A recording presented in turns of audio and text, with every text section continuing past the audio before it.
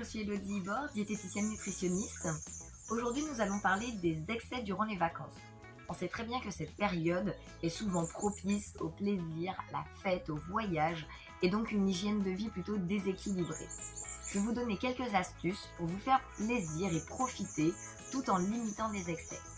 Dans un premier temps, parlons de l'alimentation. Essayez toujours d'intégrer un légume vert à vos repas, que ce soit des crudités ou des légumes verts cuits. Ceux-ci vont limiter l'absorption des sucres et des graisses.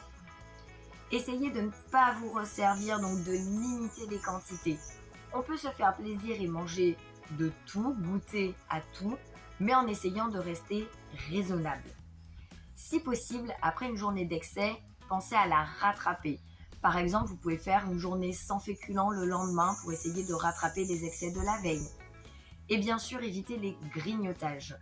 On peut goûter à tout, mais on essaye de les intégrer plutôt au repas et pas à manger n'importe quel moment de la journée, en n'importe quelle quantité. Il y a toujours des horaires pour les repas. Ensuite, parlons de l'alcool. L'alcool n'est pas interdit, mais il est toujours à consommer avec modération. On essaye de privilégier des alcools qui vont être moins caloriques, comme les bières, le vin, le champagne. Je parle bien sûr de bières classiques, des bières non sucrées. Et faites attention à tout ce qui est cocktail et alcool fort.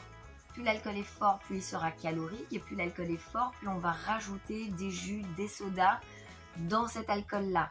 Donc, ça va rajouter une portion calorique supplémentaire. Donc, essayez de faire attention à tous ces types d'alcool.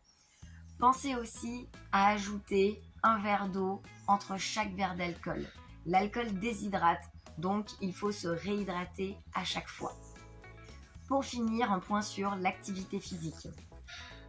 Cette période de vacances est toujours propice à des petits plaisirs, des sorties en famille, des plages.